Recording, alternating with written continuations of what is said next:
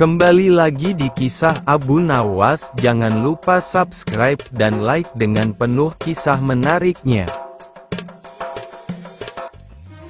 Abu Nawas dan mimpi indah. Seorang pendeta dan seorang rahib berencana memperdayai Abu Nawas. Rencana pun disusun rapi dan mereka segera bertandang ke rumah Abu Nawas yang disambut baik oleh yang punya rumah. Kami ingin mengajakmu melakukan pengembaraan suci, wahai Abu Nawas. Kami berharap engkau tidak keberatan dan dapat bergabung bersama kami, ujar si rahib sambil melirik pada kawan di sebelahnya. Dengan senang hati aku akan ikut. Kapan rencananya? Tanya Abu Nawas. Besok pagi, ujar si pendeta gembira. Baiklah, kita bertemu di warung teh besok, ujar Abu Nawas. Demikianlah keesokan harinya Abu Nawas beserta dua orang yang mengajaknya ini berangkat bersama. Mereka berpakaian dengan cara yang khas. Abu Nawas dengan pakaian sufi, si pendeta dengan baju kebesarannya, dan si rahib dengan pakaian keagamaannya. Di tengah perjalanan mereka bertiga mulai merasa lapar. Hai Abu Nawas, karena kita sudah lapar dan kebetulan kita tidak membawa bekal, ada baiknya engkau mengumpulkan derma untuk membeli makanan bagi kita bertiga. Kami berdua akan melakukan kebaktian, ujar si pendeta. Tanpa berpikir panjang, Abu Nawas langsung beranjak pergi mencari dan mengumpulkan derma dari satu dusun ke dusun yang lain. Setelah dirasa derma yang diterima mencukupi, Abu Nawas langsung membeli makanan yang cukup untuk mereka bertiga. Abu Nawas pun kembali kepada dua temannya yang tengah melakukan kebaktian. Mari kita bagi makanan ini sekarang juga, ujar Abu Nawas yang memang sudah sangat lapar. Jangan dibuka sekarang, karena kami sedang berpuasa, ujar sang rahib. Tapi aku hanya akan mengambil bagianku saja. Sedang bagian kalian terserah kalian, ujar Abu Nawas. Aku tidak setuju. Kita harus seiring seirama dalam berbuat apapun, ujar si pendeta. Betul, aku juga tidak setuju. Karena waktu makanku besok pagi, ujar si rahib yang ahli yoga menimpali. Tentu saja Abu Nawas sangat gusar mendengar pernyataan kedua orang itu. Perutnya yang keroncongan memaksanya kembali memprotes. Bukankah aku yang kalian suruh mencari derma dan sudah kukumpulkan derma itu dan sekarang telah kubelikan makanan? Mengapa kalian tidak mengizinkan aku mengambil bagianku sendiri? Sungguh tidak masuk akal, ujar Abu Nawas memprotes. Namun dua orang itu tetap teguh pada pendiriannya. Sekalipun Abu Nawas dengan segala macam cara menjelaskan, tetap saja si rahib dan pendeta bergeming. Hal ini membuat Abu Nawas dongkol bukan main. Tapi karena dirasa tidak ada gunanya menentang dua orang yang sudah bersekongkol itu, Abu Nawas pun memilih diam. Bagaimana kalau kita buat perjanjian? Ujar sang pendeta tiba-tiba. Perjanjian apa? Tanya Abu Nawas. Kita adakan lomba. Siapa yang nanti malam bermimpi paling indah, maka dia berhak atas bagian makanan yang lebih banyak. Sedang yang kedua mendapat bagian lebih sedikit. Sedang yang mimpinya tidak indah mendapat bagian makanan yang paling sedikit, ujar pendeta dengan cerdiknya. Karena sudah dongkol dan kesal, Abu Nawas menyetujui saja perjanjian itu. Begitu pagi sudah tiba mereka bertiga.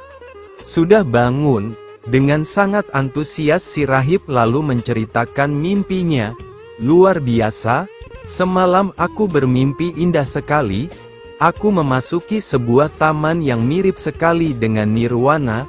Aku merasakan suatu kenikmatan dan keindahan yang belum pernah kurasakan seumur hidupku, ujar rahib dengan gembiranya. Mimpimu sangat menakjubkan saudara rahib. Sangat menakjubkan, ujar si pendeta dengan agak berlebihan. Mimpiku pun tak kalah indahnya, ujar pendeta. Aku seolah-olah menembus ruang dan waktu. Aku menyusup ke masa silam di mana pendiri agamamu hidup, dan sungguh sangat membahagiakan aku bertemu dengannya, dan kemudian aku diberkati olehnya, ujar sang pendeta dengan gembiranya. Seperti tadi, kini giliran rahib memuji-muji mimpi si pendeta. Sementara Abu Nawas diam saja melihat kelakuan dua orang yang memang bersekongkol memperdayai dirinya itu. Hai Abu Nawas, kenapa kau diam saja? Apa mimpimu semalam? Apakah seindah mimpi kami? Ujar si rahib dan pendeta hampir bersamaan. Abu Nawas yang sudah tahu dirinya tengah dikerjai, hanya berujar pelan. Kawan-kawanku sepengembaraan, kalian tentu mengenal Nabi Daud, Beliau adalah nabi yang ahli berpuasa. Tadi malam aku bermimpi bertemu dan berbincang-bincang dengannya. Beliau menanyakan apakah aku berpuasa atau tidak. Karena aku belum makan dari pagi, maka aku bilang saja bahwa aku berpuasa. Tidak tahunya beliau menyuruhku berbuka karena hari sudah malam. Tentu saja aku tidak berani membantah perintah seorang nabi. Makanya aku bangun dan langsung menghabiskan semua makanan, ujar Abu Nawas dengan santainya. Abu Nawas dan nazar seorang saudagar. Hai istriku, sebaiknya kita bernazar kepada Allah, kata seorang saudagar kepada istrinya, jika kita diberi anak laki-laki, aku akan memotong kambing yang besar dan lebar tanduknya sejengkal, kemudian dagingnya kita sedekahkan kepada fakir miskin. Rupanya sang saudagar tersebut sudah sangat merindukan lahirnya seorang anak, karena telah bertahun-tahun berumah tangga tidak kunjung diberi momongan oleh Tuhan. Kemudian ia menyuruh beberapa orang untuk mencari kambing besar bertanduk selebar jengkal, dengan pesan, beli saja kambing itu berapapun harganya, tidak usah ditawar lagi. Ternyata usaha itu gagal total. Sulit memperoleh kambing dengan lebar tanduk sejengkal, yang ada paling-paling selebar 3-4 jari. Akibatnya saudagar itu susah, tidur pun tidak nyenyak. Terpikir olehnya untuk mengganti nazarnya itu dengan 10 ekor kambing sekaligus. Yang penting kan kambing, bukan binatang lain. Namun rencana itu akan dikonsultasikan dulu dengan beberapa orang penghulu di negeri itu. Ketika sampai di rumah seorang penghulu, ternyata rumah itu sedang digunakan sebagai tempat pertemuan para penghulu seluruh negeri. Apa maksud kedatangan Anda kemari? Tanya penghulu yang tertua. Ya Tuan Kadi, jawab si saudagar itu. Hamba mempunyai nazar yang sulit dipecahkan, lalu diutarakan kendala yang dihadapi dan rencana penggantiannya. Ternyata para kadi itu tidak berani memberikan rekomendasi untuk mengganti nazar. Mereka bahkan menyuruh saudagar itu untuk terus mencari kambing bertanduk sejengkal dimanapun dan kemanapun, sesuai dengan nazar semula. Kami semua tidak berani menyuruh menggantinya dengan yang lain-lain.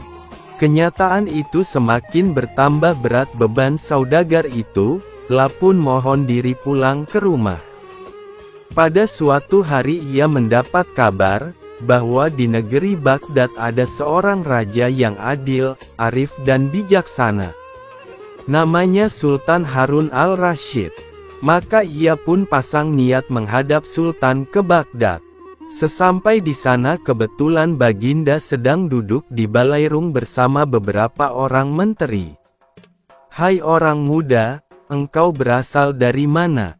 Tanya Baginda setelah melihat kedatangan saudagar muda ini. Ya Tuanku Syah Alam, jawab saudagar muda, ampun beribu ampun. Adapun patik ini berasal dari negeri Kopiah. Apa maksudmu datang kemari? Ingin berdagang? Tanya Baginda Sultan. Ya Tuanku, patik datang kemari ingin mengadukan nasib hamba ke bawah duli yang di pertuan, jawab si saudagar. Katakan maksudmu, supaya bisa ku dengar. Titah Baginda Sultan. Maka diceritakanlah perihal nazar itu sampai kepada keputusan para penghulu negeri Kopiah dan niatnya menemui Baginda Sultan di Baghdad. Selanjutnya hamba mohon petuah dan nasihat Baginda agar hamba dapat melepas nazar hamba itu dengan sempurna. Tutur saudagar itu dengan nada menghibah. Baikkah, kata Baginda, datanglah besok pagi. Insya Allah aku dapat memberi jalan keluar. Saudagar itu pun mohon pamit dengan hati berbunga-bunga kembali ke tempat penginapannya. Al-Kisah, Sultan pun bingung memikirkan nazar saudagar itu. Sepanjang siang dan malam ia tidak dapat memicingkan matanya. Dengan apa nazar itu akan dibayar bila kambing bertanduk sejengkal tidak didapat juga? Diganti dengan yang lain? Haram hukumnya. Malam harinya beliau mengumpulkan para kadi dan alim ulama di istananya. Kepada mereka beliau menyatakan keresahan hatinya sehubungan dengan nazar saudagar dari Kopiah itu. Tolong berikan pertimbangan kepadaku malam ini juga karena aku sudah terlanjur berjanji kepadanya untuk menerimanya menghadap esok pagi. Titah Baginda Sultan. Atau aku akan mendapat malu besar. Suasana balairung pun hening, sunyi senyap berkepanjangan. Mereka termenung dan terpekur memikirkan titah sultannya. Namun tidak juga ditemukan jalan keluarnya.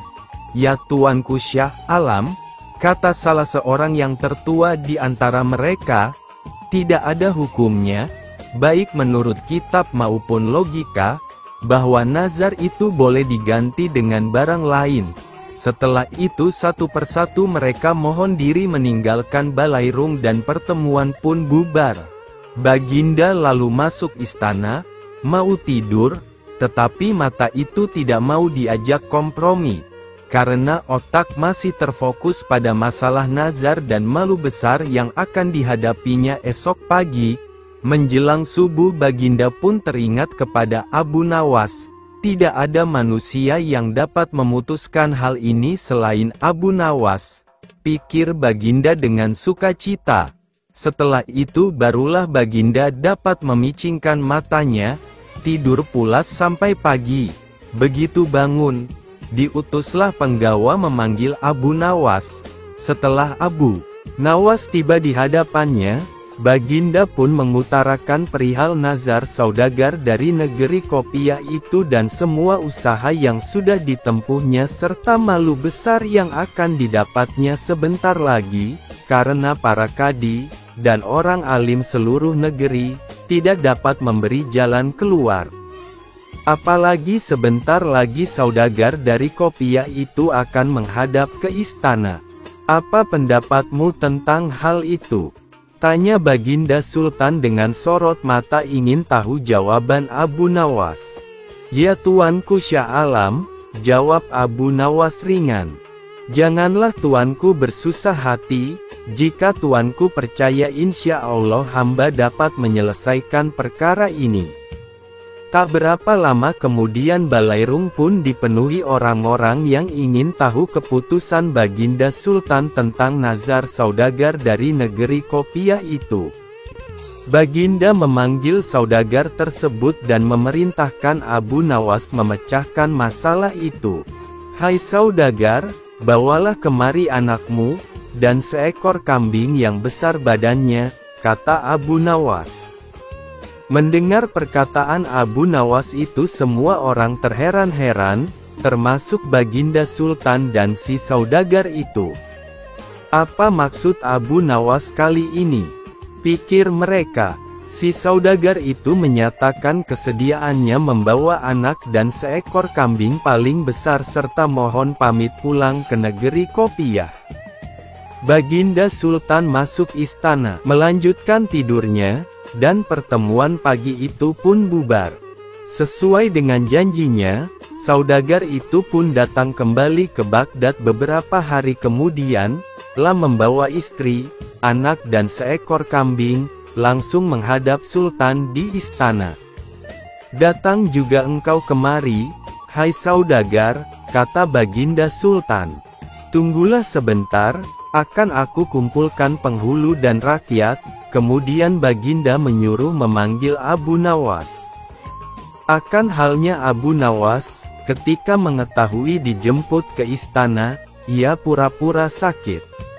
Baginda Sultan yang diberi tahu hal itu memaksa agar Abu Nawas dibawa dengan kereta kerajaan. Maka berangkatlah Abu Nawas ke istana dengan mengendarai kereta kencana yang ditarik 2 ekor kuda. "Mengapa kamu terlambat datang kemari?" tanya Baginda Sultan. "Ya tuanku, Patik terlambat datang karena Patik sakit kaki," jawab Abu Nawas. "Hai Abu Nawas," kata Sultan, "saat ini telah datang kemari saudagar itu bersama istri, anak dan seekor kambing yang besar badannya. Coba selesaikan masalah ini dengan baik."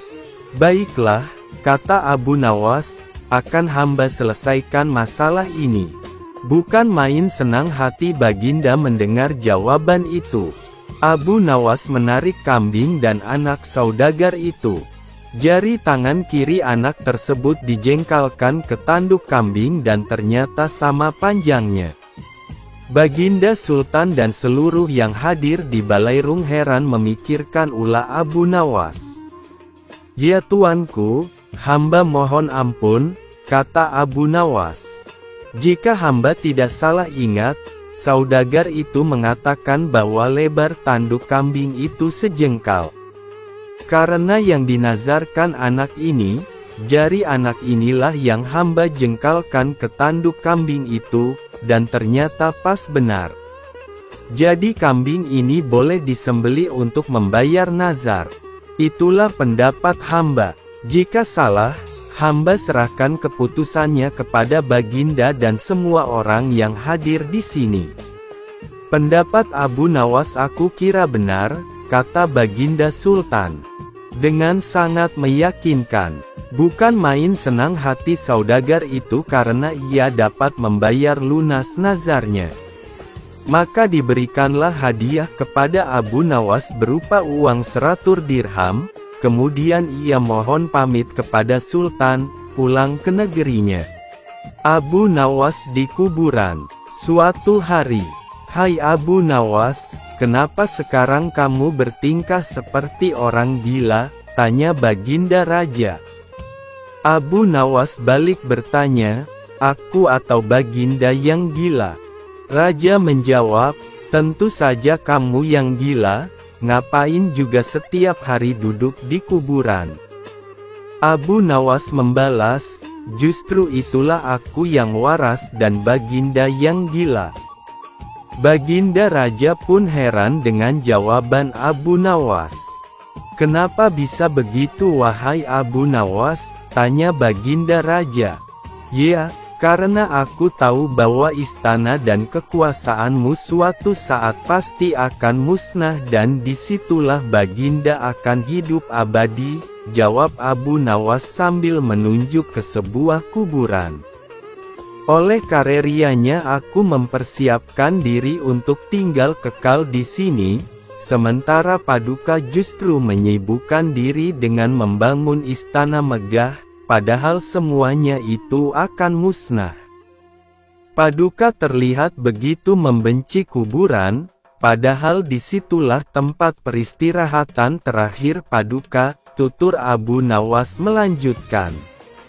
Mendengar perkataan Abu Nawas tersebut, Baginda Raja seketika langsung terdiam. "Jika demikian adanya, lalu siapa di antara kita yang gila wahai Baginda Raja?" tanya Abu Nawas menegaskan. Baginda Raja tak mampu bicara sedikit pun, ia hanya bisa menangis terisak. "Demi Allah, benar sekali apa yang kau katakan. Nasihatilah aku wahai Abu Nawas," pinta Baginda Raja. Dengan pandangan sorot mata yang tajam Abu Nawas berkata, "Cukuplah kau agar selalu amanah."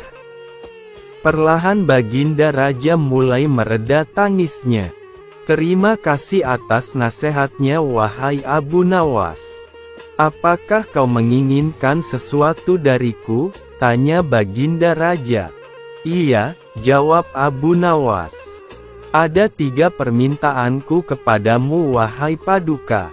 Jika kau sanggup melakukannya, aku akan sangat berterima kasih sekali kepadamu, ujar Abu Nawas. Baiklah, katakan apa permintaanmu, balas Baginda Raja. Pertama, bisakah Paduka yang mulia menambah atau memperpanjang usiaku? Tanya Abu Nawas. Tentu saja aku tidak mungkin mampu melakukannya, jawab Baginda Raja. Pisang goreng.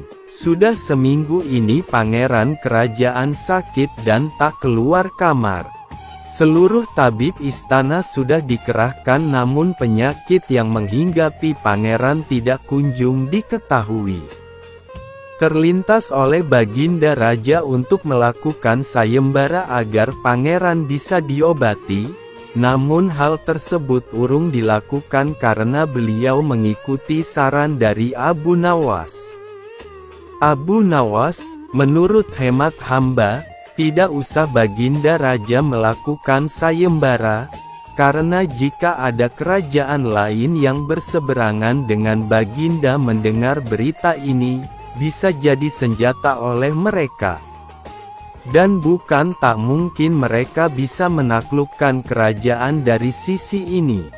Baginda Raja, benar juga katamu wahai Abu Nawas.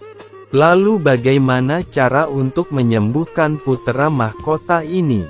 Abu Nawas, biar hamba coba untuk mengobatinya Baginda. Baginda Raja, kamu jangan mengada-ngada Abu Nawas. Tabib yang paling hebat di kerajaan ini saja tidak bisa mengobati, bagaimana mungkin kau bisa melebihi mereka? Abu Nawas, jika Baginda Raja percaya kepada saya, akan saya coba dengan segenap kemampuan saya. Baginda Raja berpikir sejenak.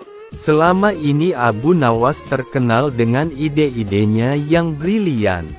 Tidak ada salahnya untuk mencoba. Baginda Raja, baiklah Abu Nawas, tapi ada satu syarat. Abu Nawas, syarat apakah itu Baginda Raja? Baginda Raja, jika kau gagal mengobati sang pangeran, maka kau akan dihukum rajam. Abu Nawas, baik Baginda, hamba bersedia memenuhi syarat tersebut. Dalam hati Abu Nawas khawatir, sebab ia tidak menguasai ilmu pengobatan. Namun dia memiliki keyakinan bahwa setiap penyakit pasti ada obatnya. Setelah mendapat izin dari Baginda Raja, maka Abu Nawas memasuki kamar pangeran. Sesaat kemudian Abu Nawas keluar dari kamar tersebut. Abu Nawas, hamba membutuhkan seorang penjual buah wahai Baginda Raja. Segera permintaan Abu Nawas dikabulkan. Tak menunggu lama sang penjual buah sudah berada di istana kerajaan. Berdua dengan penjual buah, Abu Nawas kembali masuk ke kamar pangeran. Abu Nawas, wahai bapak penjual buah, tolong sebutkan nama buah-buahan yang paling laku kau jual. Ketika penjual buah itu menyebutkan nama buah-buahan satu persatu, Abu Nawas menempelkan telinganya di dada sang pangeran. Saat disebut nama buah pisang, degup jantung pangeran mendadak menjadi kencang. Abu Nawas, tolong ulangi lagi Pak. Sama seperti tadi, saat diucapkan pisang, degup jantung sang pangeran menjadi kencang. Baginda Raja, ada apa ini Abu Nawas? Kamu jangan main-main ya. Abu Nawas, hamba sudah tahu penyebab sakit putra mahkota ini wahai Baginda Raja. Baginda Raja, cepat sebutkan Abu Nawas agar bisa dicari obat secepatnya. Abu Nawas, nama penyakitnya adalah PLU. Baginda Raja, apa itu PLU? Abu Nawas, nanti hamba jelaskan, dan yang pasti obatnya adalah guru matematika wahai Baginda. Baginda Raja, apa? Guru matematika. Abu Nawas, Baginda sudah tidak percaya dengan hamba lagi. Tak ada kata-kata yang keluar dari mulut Baginda Raja selain memberikan isyarat kepada pesuruh istana untuk segera mendatangkan guru matematika. Setelah guru matematika hadir, Abu Nawas membisikkan sesuatu dan guru itu mengangguk-angguk. Guru matematika, wahai pangeran, tolong perhatikan baik-baik ya. Pangeran hanya mengangguk pelan. Guru matematika, kalau bilangan mempunyai 3 angka 0 itu disebut 1000, 6 0 disebut 1.000.000, dan 9 0 disebut 1.000.000.000. Pangeran, astaga, jadi selama ini saya salah hitung. Pantas saja setiap saya menghitung tidak cocok dengan uang yang ada. Mendadak wajah pangeran menjadi segar kembali. Baginda Raja, ada apa ini Abu Nawas? Abu Nawas, PLU adalah penyakit lupa uang. Baginda Raja, jangan bertele-tele Abu Nawas.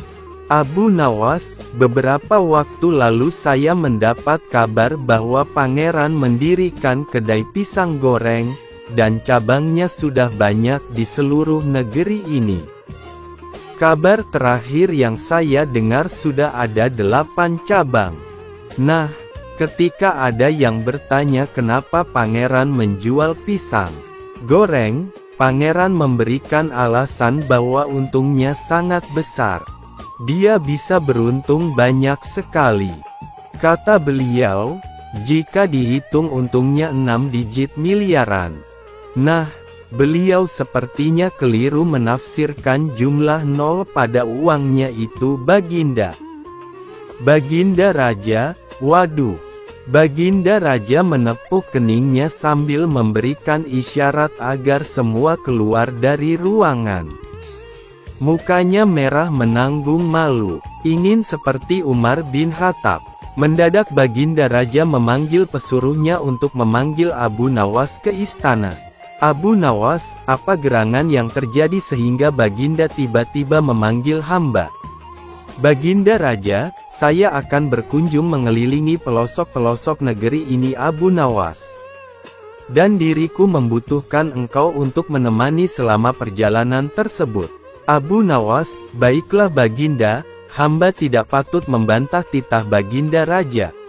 Maka berangkatlah Baginda Raja hanya berdua saja dengan Abu Nawas mengelilingi seluruh negeri yang masih menjadi daerah kekuasaan kerajaan beliau.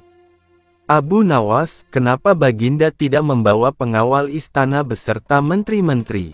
Baginda Raja, engkau lihat saja nanti. Dengan perasaan was-was Abu Nawas tetap mengikuti perintah Raja. Setelah sekian lama berkeliling negeri, di suatu desa terdengar suara anak kecil menangis. Baginda Raja, wahai Abu Nawas, engkau dengar itu ada suara anak kecil menangis. Ayo kita ke sana. Abu Nawas, baik Baginda. Dengan tergopoh-gopoh Abu Nawas mengikuti langkah Baginda Raja. Setelah mengetok pintu rumah, keluarlah ibu muda dengan air mata berlinang. Baginda Raja, kenapa anakmu menangis wahai ibu? Ibu muda, siapakah engkau berani-beraninya bertanya seperti itu? Baginda Raja, kami musyafir yang kebetulan lewat. Ibu muda, kami sudah 3 hari tidak makan. Anak-anakku kelaparan dan tidak ada makanan yang bisa kumasak. Itu apa yang kau rebus di dapur wahai ibu muda? Tiba-tiba Abu Nawas menimpali pembicaraan mereka. Ibu muda, aku merebus batu untuk mengelabui anak-anakku. Abu Nawas, sungguh teganya dirimu mengelabui anak-anakmu yang kelaparan. Ibu muda, sudah tak ada lagi yang bisa kuperbuat. Sebelumnya aku masih bisa berhutang ke tetangga. Tapi sekarang mereka tidak mau lagi meminjamiku uang. Seminggu yang lalu listrik kami sudah diputus karena saya menunggak membayarnya. Harga listrik melambung 3 kali lipat, ini sama dengan mencekik leher Kani pelan-pelan. Tanpa dikomando lagi, meluncur semua kegundahan yang ada di kepala ibu muda ini. Baginda Raja merasa kena tampar mendengar keluhan tersebut. Baginda Raja, baiklah kalau begitu, kami pamit dulu sebentar nanti kembali lagi. Ibu muda, kalau sempat tuan-tuan bertemu Baginda Raja tolong sampaikan ini semua. Tidak pantas dia memimpin kerajaan ini. Sebaiknya ganti saja raja di kerajaan ini. Abu Nawas, baik ibu, nanti saya sampaikan. Bergegas Baginda Raja menarik kerah baju Abu Nawas meninggalkan rumah ibu muda itu. Baginda Raja, kita harus ambil beras di gudang secepat mungkin Abu Nawas. Abu Nawas, di gudang mana wahai Baginda? Baginda Raja, di gudang kerajaan, emang ada gudang yang lain. Abu Nawas, mana ada beras di sana Baginda? Baginda Raja, beberapa hari yang lalu aku menyuruh Menteri Pertanian untuk mengimpor beras dari negeri tetangga. Abu Nawas, bukannya beras itu masih tertahan di dermaga Baginda? Baginda Raja, astaga, aku lupa. Lalu apa yang mesti kita bawa untuk menolong ibu muda itu wahai Abu Nawas? Abu Nawas, mestinya Baginda membantu petani untuk swasembada beras, bukan malah mengimpor beras. Dengan kebijakan impor tersebut petani banyak yang merugi, sehingga mereka tak mau lagi ke sawah. Baginda Raja, lalu apa yang harus kulakukan wahai Abu Nawas? Abu Nawas, lakukanlah kebijakan yang berpihak pada rakyat kecil Baginda. Baginda Raja, maksudku apa yang harus kita bawa untuk menolong ibu muda tadi? Abu Nawas, jadikan saja dia istri Baginda. Baginda Raja, apa katamu? Tidak ada kisah Sayyidina Umar bin Khattab seperti itu. Negeri mimpi. Baginda Raja tiba-tiba mendatangi kediaman Abu Nawas. Melihat gelagat kedatangan Baginda Raja yang mendadak ini, Abu Nawas merasa ada yang tidak beres. Baginda Raja, wahai Abu Nawas, tadi malam aku bermimpi. Abu Nawas, mimpi apakah itu wahai Baginda? Baginda Raja, aku bermimpi melihat suatu negeri yang sangat indah. Masyarakatnya kebanyakan berdagang. Abu Nawas, lalu kenapa dengan negeri itu Baginda Raja?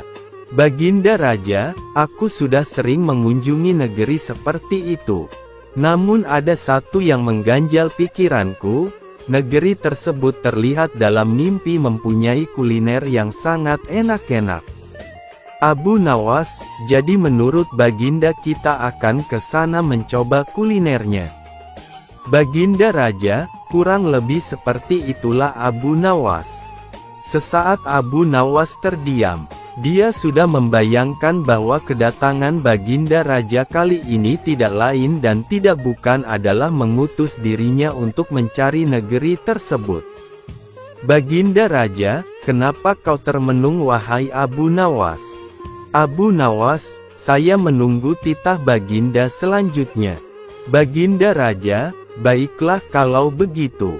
Ayo segera kamu siapkan bekal. Kita berangkat ke negeri itu sekarang juga. Benar dugaan Abu Nawas semula, ada yang tidak beres. Negeri yang akan dicari hanya ada dalam mimpi Baginda Raja dan ini sangat sulit untuk dicari. Abu Nawas, sebelumnya hamba mohon beribu maaf Baginda Raja. Bukannya hamba tidak mau menemani Baginda mencari negeri tersebut, tapi alangkah lebih baik hamba sendiri yang mencari negeri tersebut. Baginda Raja, kamu meragukan kemampuanku Abu Nawas. Abu Nawas, bukan begitu Baginda. Maksud hamba adalah hamba cari negeri itu seorang diri terlebih dahulu, setelah hamba temukan barulah baginda hamba bawa ke sana. Sebab menurut hamba, mencari negeri yang belum pernah kita tempuh akan banyak menemui rintangan, sementara baginda raja adalah simbol kerajaan. Jika terjadi sesuatu dan lain hal itu sama saja dengan meruntuhkan kerajaan baginda. Sesaat baginda raja mencerna ucapan Abu Nawas. Baginda raja, baiklah Abu Nawas. Aku beri kau waktu 3 hari untuk menemukan negeri tersebut. Kalau tidak bisa kau temukan, tanggung akibatnya. Abu Nawas, baik baginda. Hamba mohon diri. Abu Nawas segera berangkat. Dia tidak tahu harus kemana. Resiko yang dihadapi sangat berat. Tapi bukan Abu Nawas namanya kalau tidak punya 1000 akal. Setelah 3 hari berlalu Abu Nawas mendatangi kembali istana kerajaan. Baginda raja, bagaimana pencarianmu wahai Abu Nawas? Abu Nawas, sudah saya temukan negeri tersebut baginda raja. Baginda raja, di manakah letak negeri itu? Abu Nawas, negeri itu memang jauh dari sini. Butuh waktu seharian penuh berkuda untuk menemukan pinggirannya. Itu baru pinggirannya. Baginda raja, maksudmu apa ini Abu Nawas? Abu Nawas, negeri tersebut amat luas dan saya baru sampai di pinggirannya saja. Dan benar kata baginda tempo hari memang kulinernya sangat enak-enak. Baginda raja, sudah kau cicipi kulinernya? Abu Nawas, sudah baginda. Ada satu macam yang menurut saya sangat enak, yakni salalawak. Semakin penasaran baginda raja mendengar penjelasan Abu Nawas ini. Baginda raja, apa nama negeri itu wahai Abu Nawas? Abu Nawas, Pariaman, baginda. Baginda raja, ayo sekarang kita ke sana. Maka berangkatlah rombongan kerajaan menuju negeri yang telah diceritakan oleh Abu Nawas. Setelah seharian penuh berkuda, Abu Nawas memberi isyarat untuk berhenti di suatu tempat, tepatnya di pinggir pantai. Baginda raja, mengapa kita berhenti di sini Abu Nawas? Abu Nawas, baginda lihat saja nanti. Selang tak berapa lama datanglah segerombolan pedagang membawa dagangannya. Pedagang, ini salah pesanan tuan tempo hari. Tiba-tiba pedagang itu menyodorkan salalawak yang masih hangat. Abu Nawas, inilah makanan khas dari Pariaman yang terkenal enak itu baginda. Baginda raja, bagaimana tahu kau negeri ini bernama Pariaman? Abu Nawas. Seingatku ini masih wilayah kerajaanku. Abu Nawas, coba kita tanya pedagang ini. Bapak berasal dari mana? Abu Nawas, coba kita tanya pedagang ini. Bapak berasal dari mana? Pedagang, Pariaman, tuan. Baginda raja, di mimpiku tak ada nama Pariaman Abu Nawas. Kau jangan macam-macam ya, baginda raja mulai emosi. Abu Nawas, Pariaman ini negerinya sama dengan yang di mimpi baginda. Negerinya begitu indah dan penduduknya banyak yang berdagang. Lalu yang terpenting, di negeri ini kulinernya sangat enak-enak. Sebelum baginda raja memuncak emosinya, Abu Nawas menyodorkan salalawak terlebih dahulu, dan baginda pun mencicipinya. Abu Nawas, bagaimana rasanya baginda? Baginda raja, betul katamu, sangat enak. Tapi pertanyaanku tadi belum kau jawab Abu Nawas. Negeri ini masih wilayah kekuasaanku. Abu Nawas, coba baginda raja cicipi air laut di depan kita ini, bagaimana rasanya? Baginda raja menuruti saran Abu Nawas. Baginda raja, asin rasanya. Abu Nawas, nah, berarti negeri ini Pariaman baginda raja. Baginda Raja kebingungan mendengar penjelasan Abu Nawas tersebut. Pedagang, Pariaman itu air lautnya asin wahai Baginda Raja.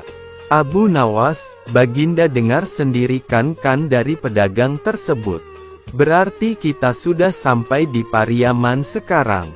Baginda Raja, jadi, Abu Nawas, ya, benar Baginda. Pariaman ini luas, dan selagi masih asin air lautnya itu masih Pariaman. Sejak saat itu Pariaman terkenal dengan istilah negeri yang luas, dan menurut bahasa di sana disebut Piaman Lawe. Pembagian yang adil. Suatu hari datanglah 3 orang dari desa menghadap Baginda Raja Harun al-Rasyid di istana. Mereka datang untuk mencari pembenaran pada masalah yang mereka hadapi bersama. Begitu sampai di istana, mereka langsung menghadap Baginda yang ketika itu sedang bersama pembesar-pembesar kerajaan. Salah satu dari mereka berkata, "Ampun beribu ampun tuanku. Kedatangan kami ke sini tidak lain hanyalah untuk meminta penyelesaian tentang persoalan yang sedang melilit kami bertiga," kata salah seorang dari mereka yang bernama Ahmad. "Baiklah, ceritakan apa persoalan kalian?" tanya Baginda. "Begini Baginda, saya Ahmad mempunyai 2 ekor kambing betina, Zulfikar mempunyai seekor kambing jantan, sedangkan Zubair tidak mempunyai kambing. Karena itulah Zubair yang setiap hari harus bekerja menggembalakan kambing. Apabila ketiga kambing itu beranak pinak, maka pembagian keuntungannya juga telah kami sepakati, yakni saya mendapat separuh dari jumlah kambing, Zulfikar memperoleh 1/3 dari jumlah kambing, sedangkan Zubair yang menggembala dan merawat, mendapat bagian 1/8-nya, jelas Ahmad. "Lantas apakah kambing itu sekarang telah beranak pinak?" tanya Baginda. "Benar Baginda, ketiga kambing itu sekarang sudah berjumlah menjadi 23 ekor. Karena itu kami sekarang ingin membaginya sesuai dengan kesepakatan kami dulu. Tapi ternyata kami kesulitan untuk membaginya. Karena itulah kami kesini ingin memohon pertolongan Baginda," terang Ahmad. Membagi 23 ekor kambing sesuai perjanjian tentu tidak mudah. Bayangkan, bila Ahmad memperoleh pembagian separuh dari kambing-kambing itu, maka Ahmad sebenarnya mendapat bagian 11 ekor lebih setengah kambing. Sedangkan Zulfikar memperoleh pembagian 1/3 seharusnya mendapatkan 7 ekor lebih 2/3 kambing. Sementara Zubair mendapatkan 1/8-nya yang berarti 2 ekor kambing lebih 7/8 kambing. Baginda Raja tampaknya berusaha berpikir keras untuk memecahkan persoalan tersebut. Bahkan para pejabat yang hadir di tempat tersebut juga tak sanggup memecahkan masalah tersebut. Karena orang yang hadir di tempat tersebut tak ada yang bisa memecahkannya, akhirnya Baginda terpikir untuk mengundang Abu Nawas dengan kecerdasannya menyelesaikan banyak persoalan. Atas perintah raja, sampailah Abu Nawas di istana.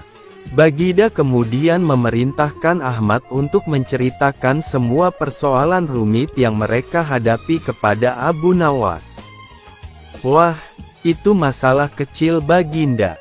Insya Allah saya bisa membantu mencarikan jalan keluarnya," kata Abu Nawas. "Tolong bawakan kambing itu masuk semuanya," pinta Abu Nawas. Setelah 23 ekor kambing tersebut dituntun masuk istana, Abu Nawas lalu menghitung kembali jumlah kambing tersebut. Sesudah kambing itu dihitung dan benar jumlahnya 23, Abu Nawas mulai berpikir keras mencari solusi dari masalah yang cukup rumit tersebut. Tidak lama kemudian Abu Nawas kembali berkata, "Izinkan saya meminjam kambing milik Baginda seekor saja," pinta Abu Nawas. "Nah, Sekarang saatnya saya akan membagi kambing tersebut sesuai dengan porsi kalian saat perjanjian, kata Abu Nawas setelah menambahkan seekor kambing milik Baginda Raja.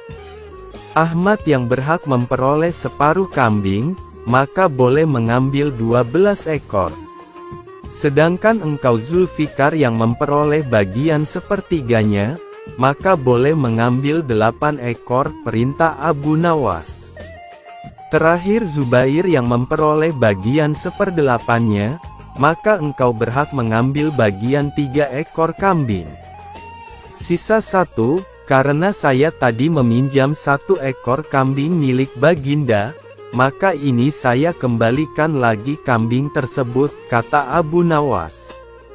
Masing-masing telah mendapatkan bagiannya. Semua merasa puas atas bantuan Abu Nawas. Mereka pun berterima kasih dan kembali ke rumah masing-masing. Tidak lupa Baginda pun turut berterima kasih kepada Abu Nawas atas bantuan Abu Nawas menyelesaikan persoalan rakyatnya. Menamparkan Raja. Pada suatu hari Abu Nawas singgah di rumah kenalan barunya di tepi hutan dengan maksud memperkuat silaturahmi. Kenalan barunya itu adalah seorang Yahudi. Sesampainya di rumah Yahudi tersebut, ternyata di sana tengah berlangsung permainan musik yang meriah. Banyak orang yang menonton sehingga suasana begitu ramai.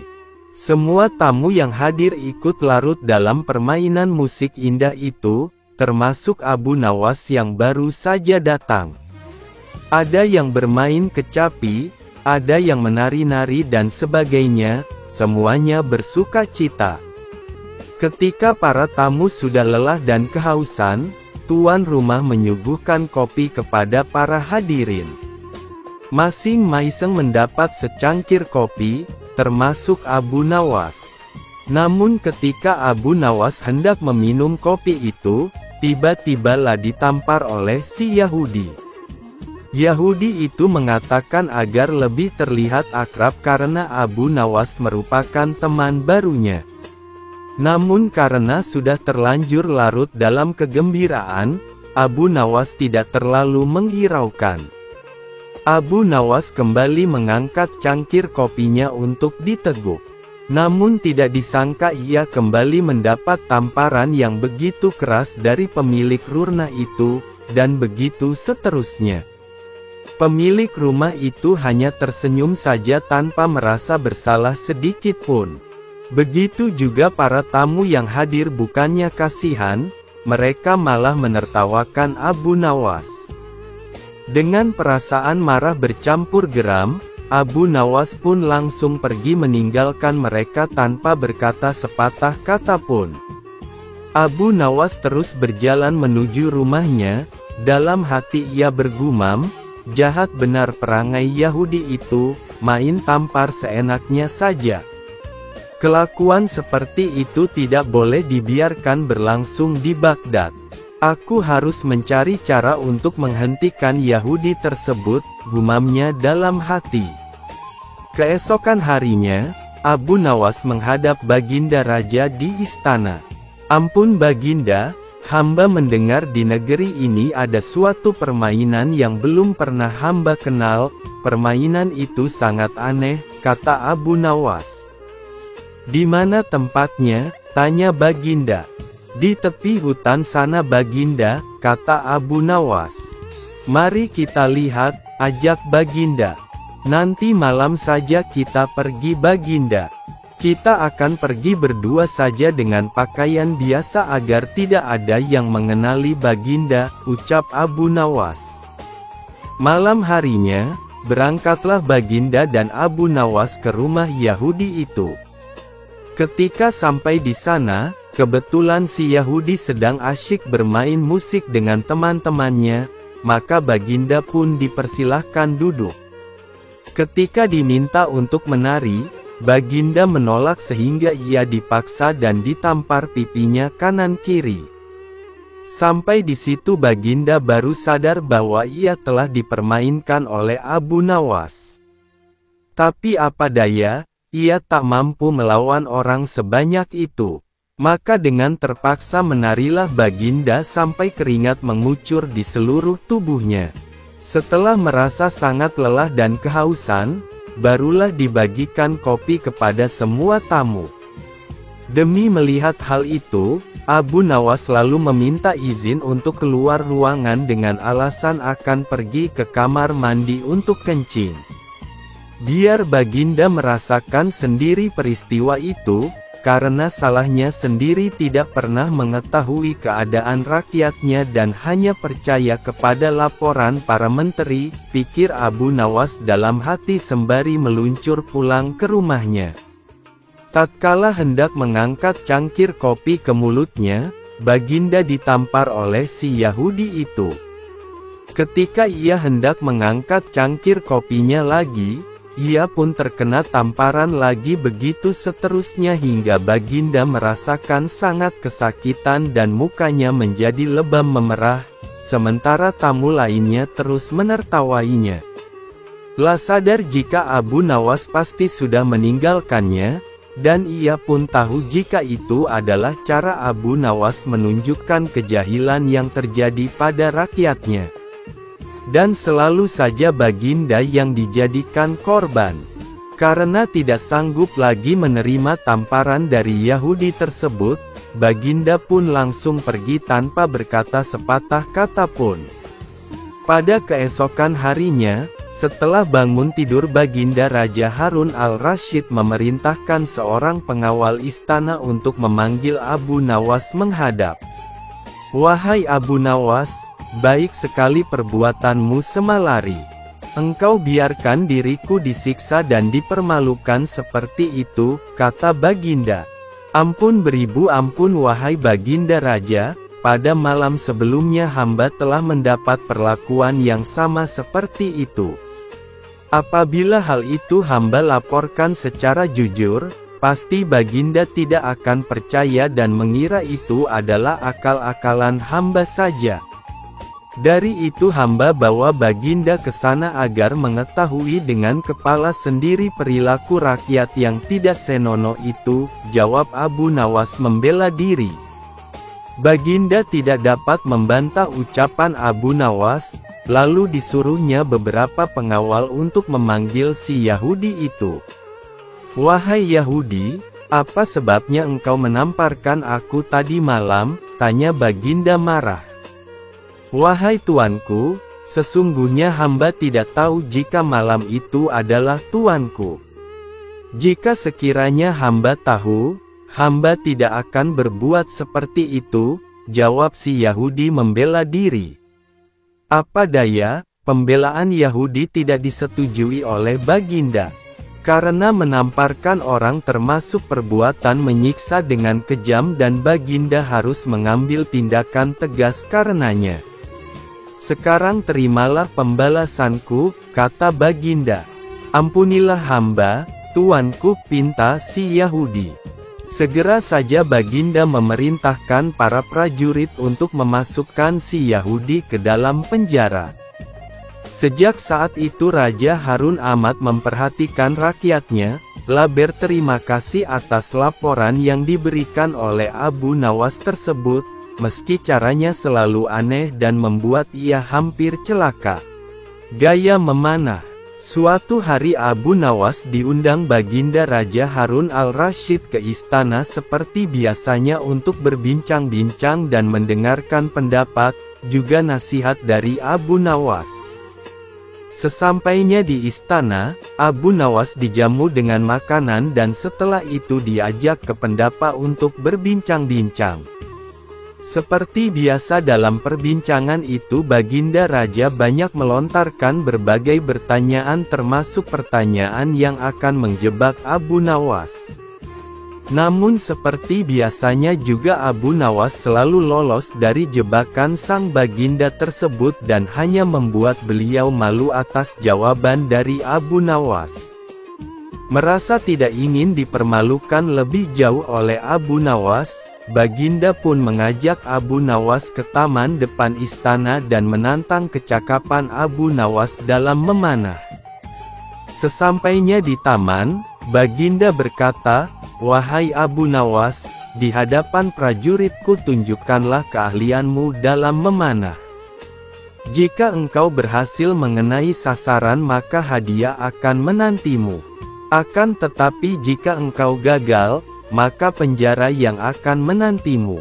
Meski sedikit risau mendengar perintah Baginda yang bertujuan menjebaknya, Abu Nawas tetap memperlihatkan sikap santai dan menerima tantangan itu.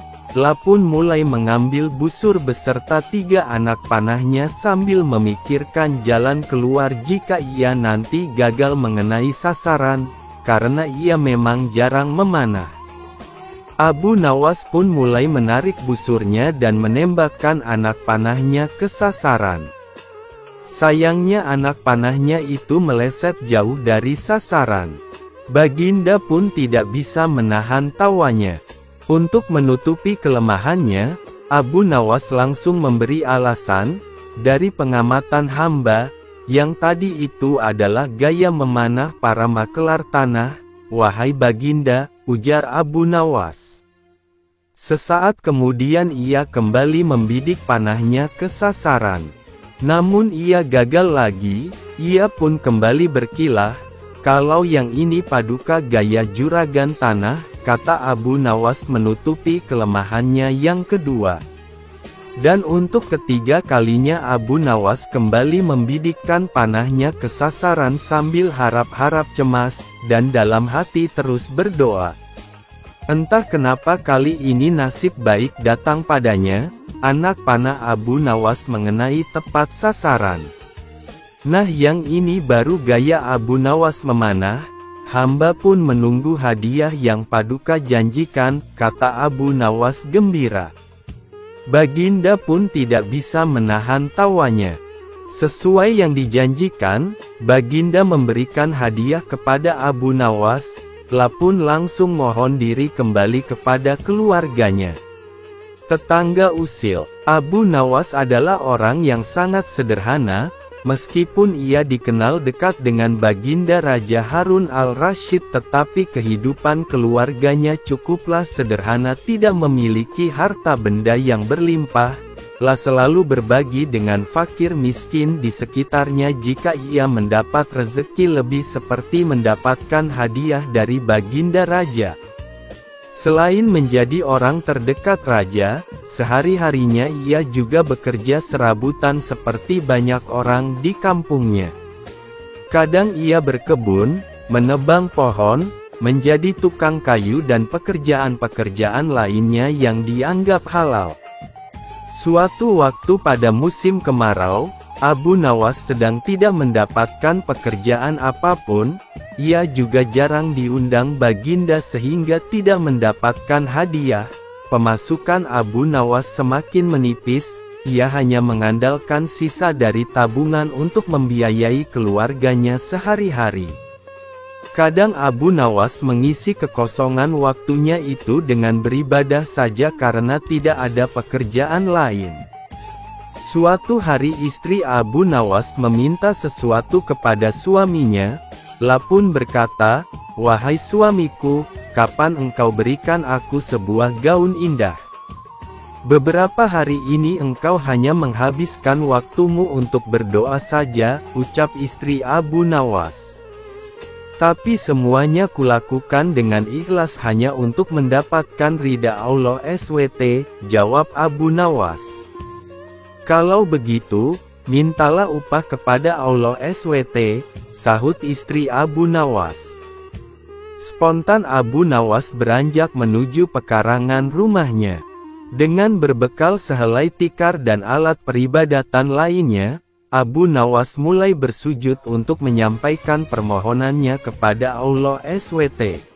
"Ya Allah, berilah hamba upah 100 keping perak," ujar Abu Nawas dengan suara lantang dan dilakukannya berulang-ulang.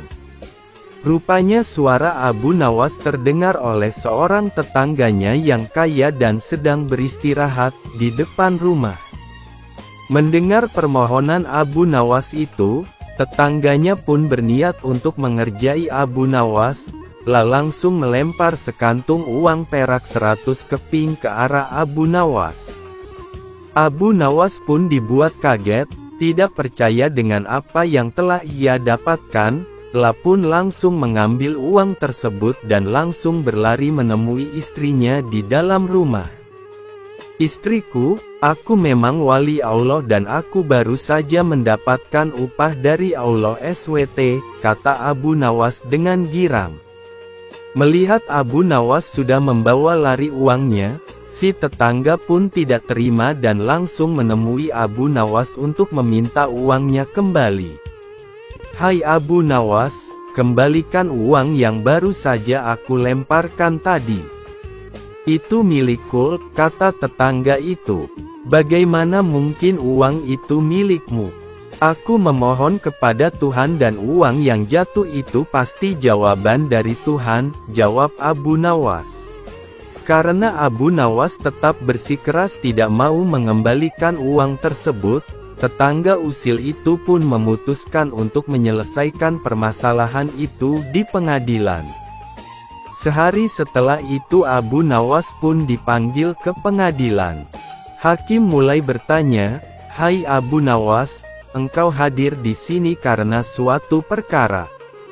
Engkau telah disangka mengambil kepunyaan tuan ini," kata hakim sambil menunjuk ke arah tetangga Abu Nawas. "Apa pembelaanmu wahai Abu Nawas?" tambah hakim. "Tetangga saya ini gila tuan hakim, La pikir semua yang ada di dunia ini adalah miliknya. Coba tanyakan saja, misalnya jubah saya, keledai saya, tentu semua diakui sebagai miliknya," jawab Abu Nawas. "Tapi uang itu memang milikku," teriak tetangganya yang kaget akan pernyataan Abu Nawas tersebut. Abu Nawas kemudian menceritakan seluruh kronologi kejadiannya. Hakim akhirnya memutuskan jika Abu Nawas tidak bersalah dan uang itu adalah sah milik Abu Nawas karena ia sudah memohon kepada Tuhan dan uang itu jatuh sendiri kepadanya.